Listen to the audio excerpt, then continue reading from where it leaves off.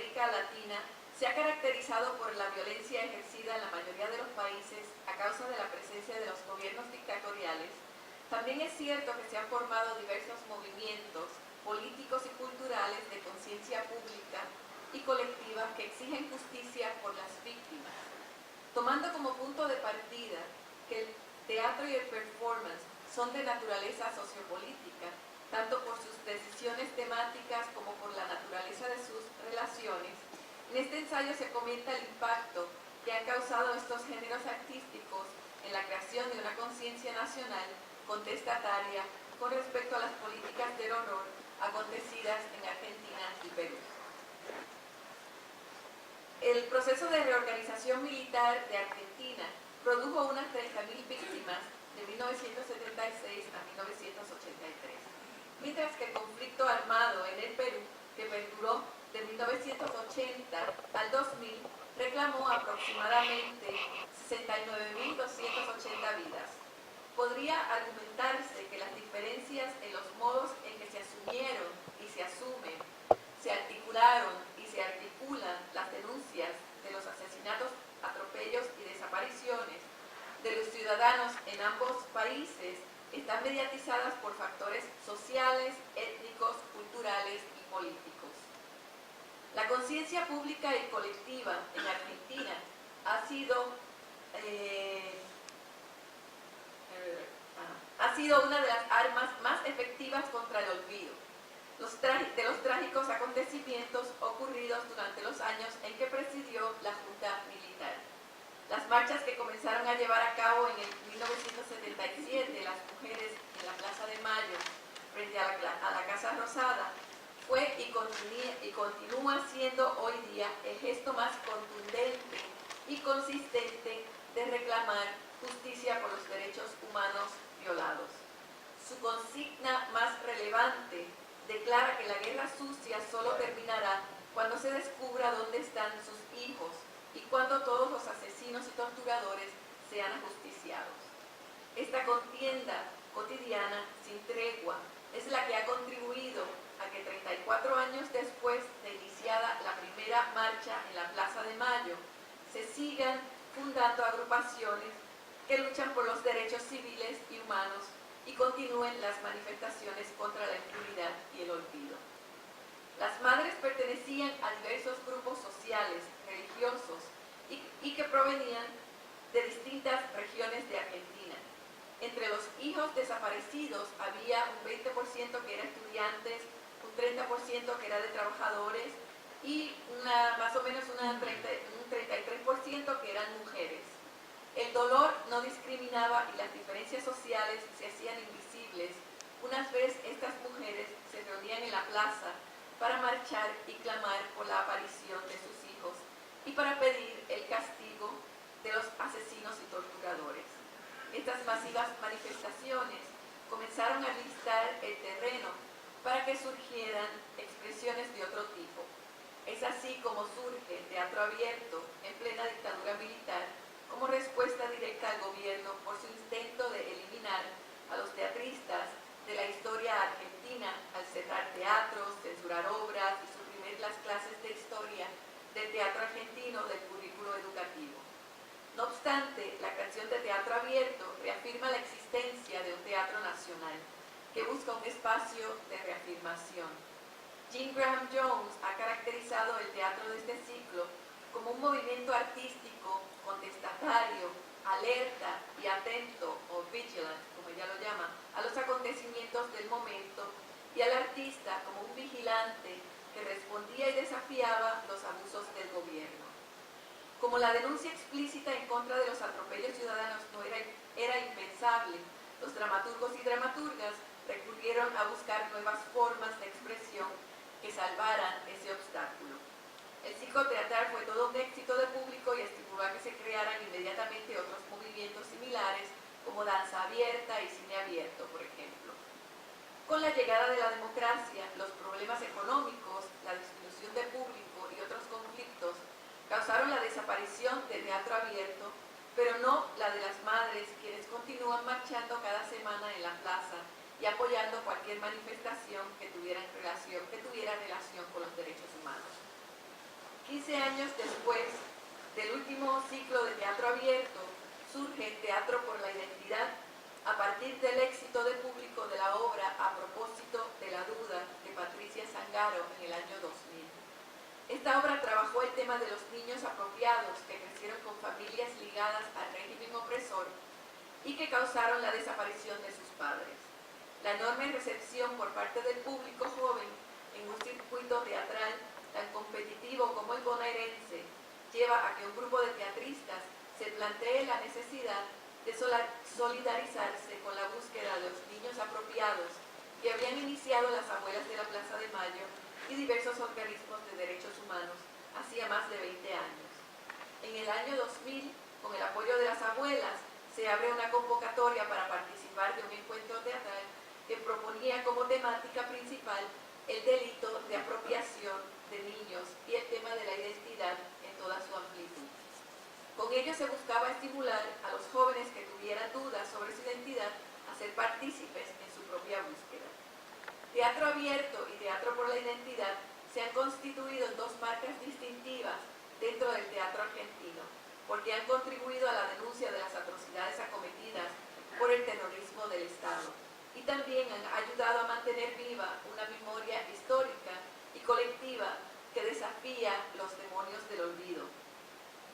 La violencia sufrida por el Perú durante los últimos 20 años del siglo XX, a mi modo de ver, es una enorme herida mal cosida por los ciudadanos y los gobernantes de su país. Si por un lado tomamos en consideración que el número de víctimas fue mayor que en Argentina, por otro lado, los más afectados fueron indígenas, campesinos, pobres, poco educados, residentes del área rural, andina y selvática, y sobresale el hecho de que el componente racial jugó y continúa ejerciendo un papel principal con respecto a la actitud de indiferencia con la que ha respondido la mayor parte de la población peruana a los trágicos sucesos que se dieron a lo largo de 20 años. La Comisión de la Verdad y Reconciliación del Perú es el único organismo que se ha dado a la tarea de investigar detenidamente los hechos ocurridos entre 1980 y el 2000 y de entender quiénes fueron las víctimas y los responsables de ordenar y tolerar tales acciones perpetradas por organizaciones subversivas como el Movimiento Revolucionario Tupac Amaru y Sendero Luminoso o por el Estado mismo.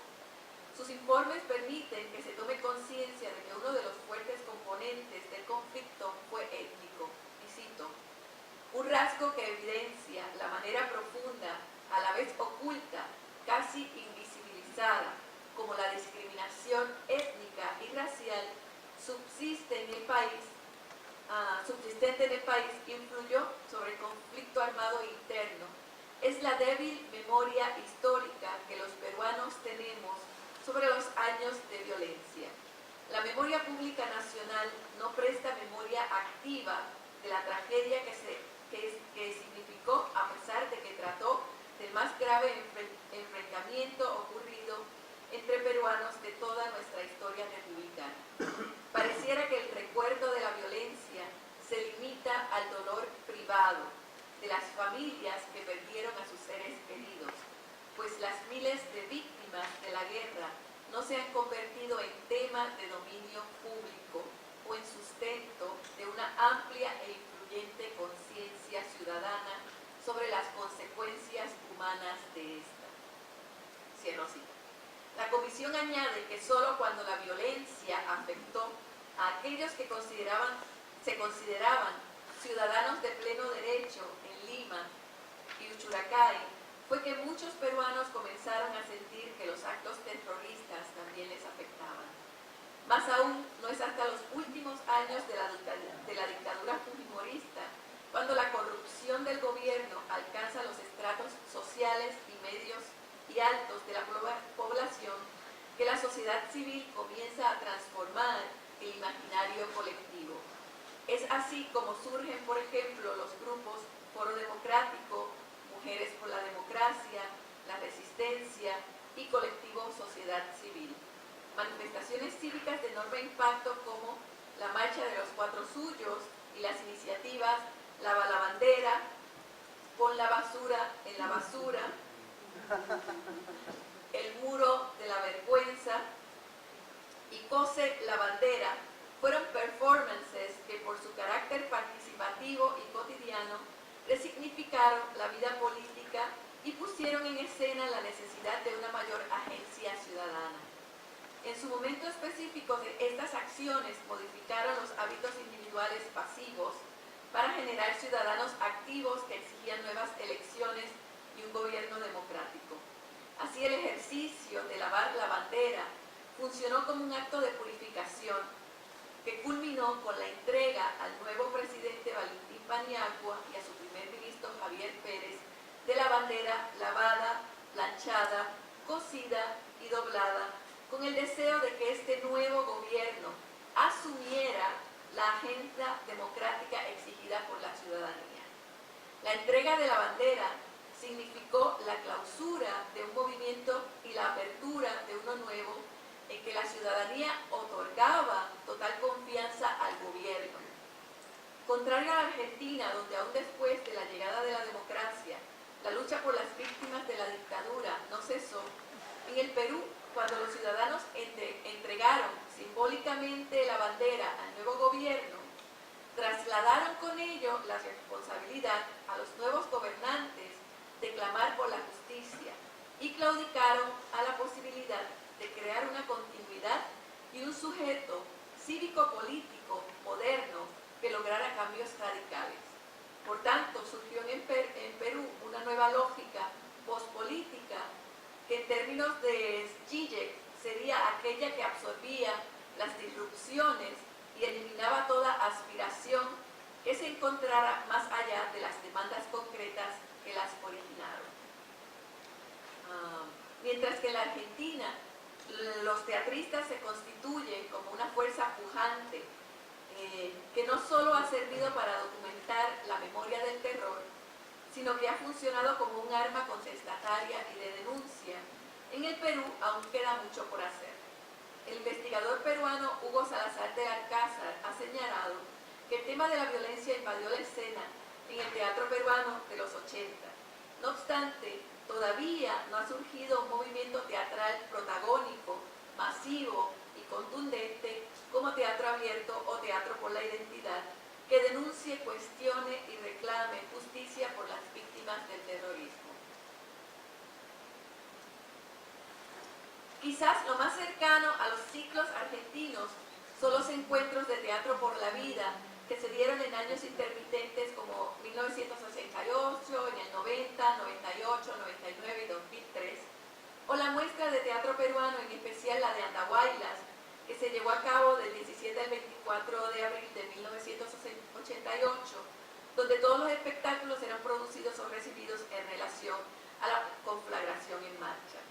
Ahora bien, lo que sí encontramos en Perú son los esfuerzos individuales de grupos como Barricada de Huancayo, Chaupimayo de Huancavelica, Cuatro Tablas, Yuyascani, Maguey de Lima, Bichama Teatro, que es de Villa El Salvador, que es de una de las villas un poco a las afueras de Lima, o de dramaturgos como César de María, Mariana de Altaus y Eduardo Adriancén, para mencionar algunos. Aquí voy a explicar brevemente dos ejemplos de producciones que son Sin título de Yuyascani y La obra Ruido de Mariana de Altaus, que a mi entender resumen muy bien algunas de las razones por las cuales en el Perú no ha cuajado muy bien un movimiento teatral masivo que reclame justicia por las víctimas del conflicto interno. Sin título, técnica mixta, del 2004, es una creación colectiva y una acción, como la llaman los yuyas, que intenta arrancar las vendas de la memoria peruana al enfatizar que la violencia y la corrupción no son fenómenos del siglo XX, sino que estos datan desde la época del virreinato. Como lo indica el mismo título, la obra es un híbrido entre lo teatral y las artes visuales. Al entrar al espacio escénico, el espectador comienza un recorrido por una sala de paredes negras convertidas en un desván de un museo inerte que poco a poco va tomando vida. Se exponen imágenes, libros, objetos, fotos, reliquias, maniquíes, unos vivientes, otros muertos en vida, de ciudadanos comunes o de caricaturas de personalidades políticas nacionales. Luego que el espectador ha pasado un tiempo leyendo las paredes, observando los objetos y las fotos, todo en forma de un collage de la historia peruana, o también buscando un rincón en el cual acomodarse, los maniquíes actores van cobrando vida, transformándose en distintos personajes que representan personalidades conocidas como Fujimori, Montesinos, Alan García, Abimael Guzmán, y personas anónimas como los indígenas, los campesinos, estudiantes, empresarios, y desplazándose en la mayor parte de las ocasiones en unas enormes plataformas por todo el espacio, que atropellaban al público. Entonces el público de cierta manera siente también esa violencia, ¿no? Y ese atropello. El público es obligado a moverse constantemente por el teatro museo y a seleccionar entre las acciones simultáneas hacia dónde ir y hacia dónde mirar, reconociendo, coleccionando y descifrando imágenes que testimonian la historia de la corrupción, la violencia y el horror vividos durante siglos en el país andino. El deterioro de la sociedad peruana no solo se representa por medio de la palabra hablada, sino también a través de la acción palabra o de la palabra escrita en los libros, en la prensa, en el cuerpo, en los objetos, en las paredes o en la vestimenta de los actores. El desplazamiento de las plataformas que arremeten ferozmente contra el público desde todos los puntos del espacio lleva a un primer plano esa violencia despiadada que alcanza a todos los individuos de la nación y que ha sido sufrida a través de los siglos. De este modo, el escenario y la acción ubican a los espectadores dentro de ese marco de violencia, sugiriendo que de un modo u otro todos son actores o receptores de esta. En sin título, lo escrito y lo representado se interconectan constantemente, al implicar al espectador, quien observa y se observa simultáneamente en el espacio de la representación. Por un lado, se le expande su capacidad de analizar las prácticas que caracterizan cómo se han constituido los hechos relacionados con la historia de la violencia en el Perú, y por otro, se le implica ética y políticamente como participante activo de la historia misma, estimulándole a una toma de conciencia que pueda resultar en un cambio de actitud, en un reconocimiento de su rol dentro de la historia de la violencia y de la opresión. Por otro lado, en Ruido, de Mariana de Altaus, se critica abiertamente la indiferencia y la apatía que ha caracterizado a las clases medias del Perú con respecto al conflicto interno. El personaje de la madre, Augusta, cada vez que otros hacen mención a la violencia interna, exclama: ¡qué extravagancia! O sencillamente la califica de cosas que suceden en lugares lejanos. Sus hijos, Agustina y Agustín, son dos adolescentes que se divierten llamando al instituto en que estudia Agustina para frívolamente anunciar que son terroristas y que pondrán una bomba en el colegio, que sí tendrán un día libre, ¿no? La imagen de una clase social que se encerraba en su propio mundo y que se quiso sentir totalmente ajena a la situación que vivía el país, se presenta por medio de la metáfora de la sordera. Esto se va resumiendo cuando la vecina improvisa una canción que dice, y cito: esta es la historia de la familia Augusta, se tapa los ojos si algo le asusta, vive encerrada en la isla de la fantasía, se esconde en la tele, se jode la vida. La obra termina cuando la madre y sus dos hijos miran las noticias de una masacre senderista mientras afuera explota una bomba, suena una alarma ensordecedora de un auto y la familia ni se inmuta. Ante lo que ve en la televisión, Augusta exclama, cito: es terrible lo que está sucediendo en esos lugares. Y luego añade: qué raro, no oigo nada, creo que me he quedado sorda. ¿Ustedes oyen algo? Agustín y Agustina responden: nada. Con esta obra, Altaus no propone respuestas, en tanto que Sin título es el reclamo ante un país ciego y desmemoriado. Ruido es la denuncia de un país sordo ante los gritos y quejidos de las víctimas del horror. Es preciso preguntarnos qué factores sociales, culturales y políticos y económicos han contribuido a establecer los distintos modos en que los teatristas argentinos y peruanos han articulado los desastres de sus respectivas guerras sucias. A mi entender, existen varias razones principales por las cuales el Perú no ha podido cuajar un movimiento colectivo, masivo y protagónico, ¿no?, como en Argentina. Uno de ellos es socioeconómico. En Argentina, el mayor número de afectados eran de clase media, educada, residentes de Buenos Aires, mientras que en Perú, la mayoría de los afectados fueron pobres, campesinos, sin educación, que residían en áreas rurales.